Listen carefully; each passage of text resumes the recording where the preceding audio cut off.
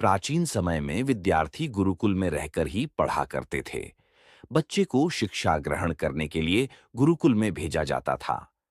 बच्चे गुरुकुल में गुरु के सानिध्य में आश्रम की देखभाल किया करते थे और अध्ययन भी किया करते थे। वृद्धराज को भी सभी की तरह गुरुकुल भेज दिया गया। वहां आश्रम में अपने साथियों के साथ घुलने मिलने लगा, लेकिन वह पढ़ने में बहुत ही कमजोर था। गुरुजी की कोई भी बात उसके बहुत कम समझ में आती थी। इस कारण सभी के बीच वह उपहास का कारण बनता है। उसके सारे साथी अगली कक्षा में चले गए, लेकिन वो आगे नहीं बढ़ पाया। गुरुजी जी ने भी आखिर हार मानकर उसे बोला, बेटा वृद्धराज, मैंने सारे प्रयास करके देख लिए हैं। अब यही उचित होगा कि तुम यहां अपना समय बर्बाद मत करो। अपने घर चले जाओ और घर वालों की काम में मदद करो। वृद्धराज ने भी सोचा कि शायद विद्या मेरी किस्मत में नहीं है, और भारी मन से गुरुकुल से घर के लिए निकल गया। दोपहर का समय था। रास्ते में उसे प्यास लगने लगी। इधर उधर देखने पर उसने पाया कि थोड़ी दूर पर ही कुछ महिलाएं कुएं से पानी भर रही थीं। वह कुएं के पास गया। वहां पत्थरों पर रस्सी के आने जाने से निशान बने हुए थे।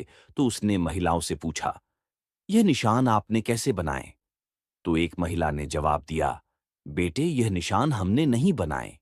ये तो पानी खींचते समय इस कोमल रस्सी के बार बार आने जाने से ठोस पत्थर पर भी ऐसे निशान बन गए हैं।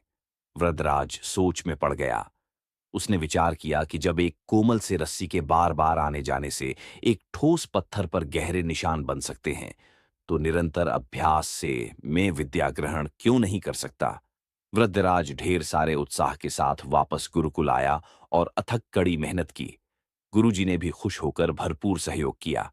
कुछ ही सालों बाद यही मंदबुद्धि बालक वृद्धराज आगे चलकर संस्कृत व्याकरण का महान विद्वान बना, जिसने लघु सिद्धांत कौमुदी, मध्य सिद्धांत कौमुदी, सार सिद्धांत कौमुदी, गीरवाण पदमंजरी की रचना की।